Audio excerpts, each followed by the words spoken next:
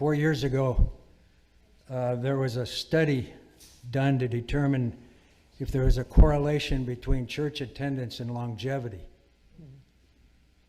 It was done by Vanderbilt University, which happens to be a school that was started by Methodists. But this wasn't a trick survey. It didn't have anything to do with life eternal or anything like that. But they actually did determine that if you went to church, you lived longer. Mm-hmm. So it's nice to see all of you today. This was before Zoom, but I think that still applies. Mm-hmm. So this is the first Sunday of our stewardship campaign. My home is grace, and I wanted to talk for 2 minutes on the first part of our mission statement, gather, grow, serve, which is gather. Kathy and I support Grace not because it might promise a longer life, but because we're convinced it offers a better life. It's better because it's so meaningful for us to gather together in worship, to be part of a faith community. Last Sunday we had our Church Charge Conference, our annual meeting with our district superintendent, Brittany Isaac, who reminded us that in storms like the one we're in, Jesus makes a way to the other side. And at worship before the meeting, we had a baptism, a real live baptism of Ruth Praise's great-granddaughter, Sophia. I believe it was the 4th generation of the Praise family baptized in this church. Is Ruth here? I think that's, yeah, I think that's right. It was beautiful. When we as a congregation promised Sophia that we would surround her with a community of love and forgiveness, it was the perfect reminder of the importance of staying connected. And when the district superintendent asked us to share what was most meaningful about our relationship to Grace, our small group stuck out.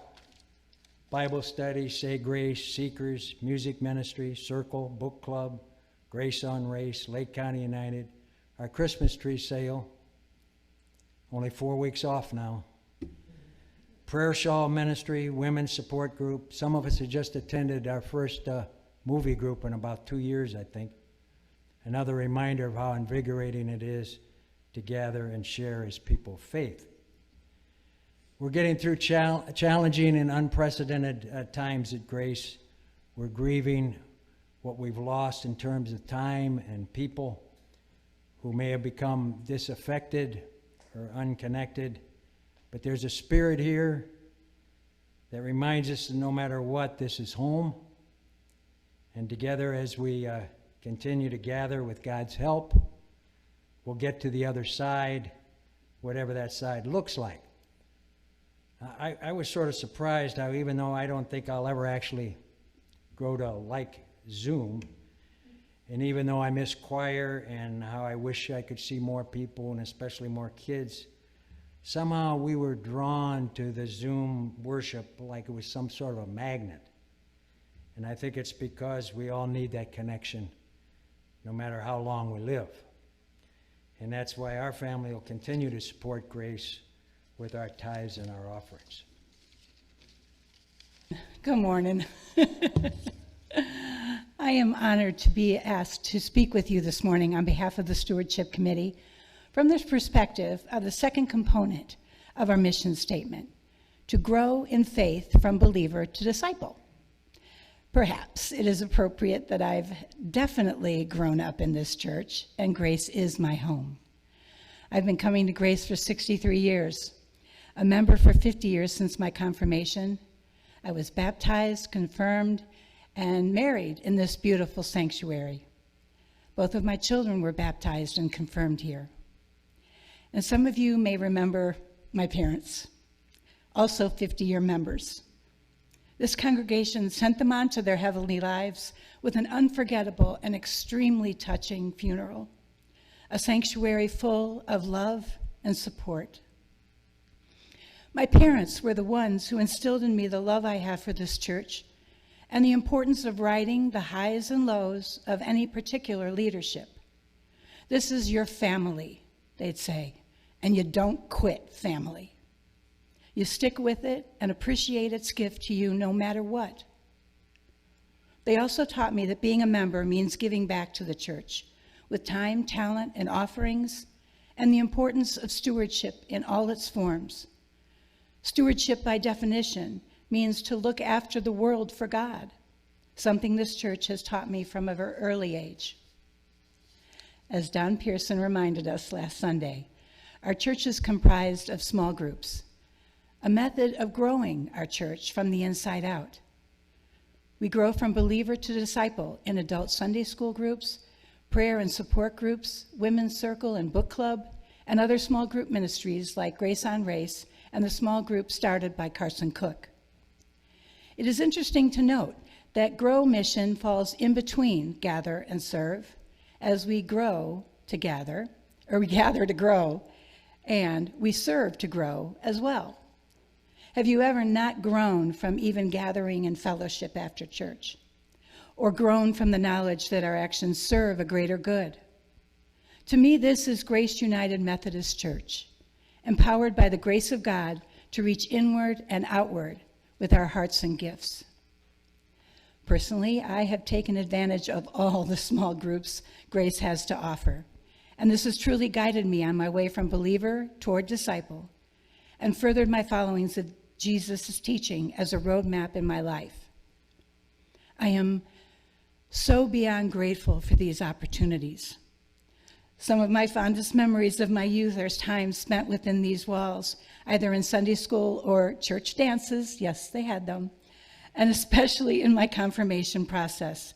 The very first time I got to direct and choreograph was with our church production of a musical called Lightshine. How the church has always given me opportunities to grow and flourish. I can only pray that in some small ways I have given back to the growth I have received. Now, as an adult, I've had the very distinct pleasure and privilege to work in small groups with our children and youth. Whether it be teaching Sunday school or working with them in plays or pageants, I have been blessed with their exuberance, their enthusiasm, as well as their questioning, their inquisitiveness of how God fits into their lives. I've been blessed to watch some of them from baptism to young adulthood find their way in the world and in God's kingdom. Our youth are our lifeblood in continuing the growth of our church, and we must continue to find ways to engage them and to help them grow into followers of Christ, not just in this church, but in their lives. I pray that as we concentrate on growing our church, we don't neglect the importance of how a church grows with the inclusion of children. They are, after all, the new leaders of this congregation. My gratitude toward Grace Church has no bounds for all the gifts it has given me, but I have to say that the most important gift has been the people who gather to grow and serve with me, from childhood to the present. And yes, I see Mrs. Praise sitting out there. You have been my family, with whom I have developed many precious relationships, those who have gone before to those who are present today. Do you possibly know how indebted I am to you for all seeing me through grief and joy? Do you know that as my church family, my heart is full for you? Of course, there is my deep, deep loving of Jesus Christ, but our congregation, with its amazing capacity to love, is the reason I remain a member here and offer my gifts and tithings to this church. Thanks for listening. I'm honored to have been asked to speak on the serve portion of the church's stewardship campaign. I don't have the eloquence of Don or the joie de vivre of Stacey, but I'll do my best. After I was asked to do this, I wondered why I was chosen. I'm pretty stern, serious, and unsmiling, but when I looked at the list of activities that were underserved, on the recent charge conference information sheet, and I noticed that I was or had participated in 9 of the 11 serve activities, so I guess I qualify. In March of 2022, Lynette and I and our girls will have been members of Grace Church for 30 years. For most of that time, I was a physician in the VA system and didn't have that much time to volunteer or serve. So what does that have to do with serving in Grace Church? Well, I want to make an aside here and mention my father, who was a veteran, since it was Veterans Day recently. During World War II, he was a doctor in the Pacific Theater from 1942 to 1945, taking care of the, shall we say, busted up soldiers and Marines who were fighting the Japanese. And I just wanted to mention a few things that he said to me as I was growing up, and the last one is the most important. First of all, no motorcycles or guns. Don't ever hit anybody in the stomach. Don't ever short anybody and take a darn good look, only he used the other word. Don't swear. And then he came up with this phrase: there's not enough of the milk of human kindness in the world. Where did that come from? The Bible, Shakespeare, or he just came up with it himself? Anyway, I don't know where it came from, but I've never forgotten that. I guess that was his way of teaching me something about religion and service. Let's see. Okay. There's a well-known saying attributed to Woody Allen, which is, most of life is just showing up. But there was no follow-up sentence which explained what happened after that, which was that you looked around to see what activities were going on and whether they interested you or not. Then somebody who had noticed you said, don't just stand there, do something. So maybe you became involved in one of the serving activities of the church. In my case, it was the Christmas tree sale. I had been in scouting through grade and high school, and it seemed like a natural fit. Trees and tying them onto the roofs of people's cars. What could be easier? So I did that for a few years, and then Don convinced me that I could serve even more if I took over organizing the tree sale. So I took that activity on. At the same time, I was the chairman of the outreach committee, which was originally set up to distribute the funds raised by the tree sale. The tree sale, incidentally, is, I believe, in its 25th year. But I wanted to give another example of somebody who saw something to do and acted on it. Lois Nickel was working in the Phoenix Rising Food Bank in Shields Township. And when the pandemic hit, they weren't able to continue their program because of the fear of people catching COVID if they were in close contact. But she didn't give up there, and she went on to help North Chicago with their food needs, and started Saving Grace. And at a certain point, I started bagging groceries with them. They also work with Roberti House in Waukegan, which is sort of a general social work outreach center, and with the North Chicago Community Partners, and they buy their food from the Northern Illinois Food Bank and distribute it. However, they continue to need hygiene products, which certain of us have been supplying, and both Harry and Lois picked them up from the gray box at the side of the church. They've also taken on Kids Above All and pads. So they're sort of an umbrella organization. But the point is, she saw something to do and took it on. And along those lines, there are other people who see things to do and take them on, like for example, Donna Beer, who always, if she sees something that needs to be done, she'll step in and do it. Like a couple weeks ago, she lit the candles here, and Leanna Fifehouse helped me make my goofy costume a couple weeks ago when I was playing Christmas tree up here. Anyway, then there are a lot of other people.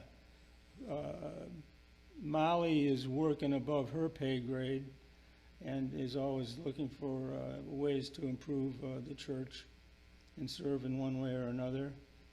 And she even persuaded me to put some mulch down in one of the gardens earlier in the summer. So where does this fit into Methodist history? I'm going to read something, and of course, now when I say I'm going to read something, that doesn't mean you go to sleep, okay? Our connection together as a church is a central part of being United Methodist. The founder of Methodism, John Wesley, emphasized our connection as doing all the good you can in all the places you can, to all the people you can, as long as ever you can. Doing good in all places to all people meant supporting Christ's work to bring healing and wholeness to places of deepest need. For both Methodist and Evangelical United Brethren, who knew, the forerunners of our United Methodist Church, believers felt that doing all the good we can meant being in Christ's missional work together. That missional work was not just supporting a project, but it meant building a relationship beyond a local area. That connected ministry became a part of who we were. When those in churches gave, they were able to be engaged both locally and throughout the world. That giving connected local churches knit by common cause and common giving to be God's people together. And the biblical basis for this is some of this material. In 1 Corinthians 12, it illustrates the connection of one person to another in the church, calling each person a member of Christ's body, each with important work to do. That connection is so clearly felt that when one suffers, all suffer. When one is honored, all rejoice. We share both in the pain that is felt and in the joys we share together. That connection is not just between individuals, between all people and the church. Acts 2:42 through 47 demonstrates how daily communion and evangelism was a vital part of the church. One of the most striking features of our early ancestry is that those members would sell their possessions and goods and distribute the proceeds to all as any had need. From our beginning, the church has been about sharing God's gifts with others. Financial gifts, especially to support the missional work of the church, has connected us as Christ's body since the beginning. So that's the that's the basis for our notions about serving. I'm going to close by trying to make you all feel good. Those of you present today, I want you to look up at the ceiling. Okay, those of you who are home, just imagine that you're looking up at the ceiling. What do you see? You see large beams holding up the roof. But I want to tell you something. The beams aren't holding up the roof. You are holding up the roof by your attendance, your contributions, and your serving. Thank you.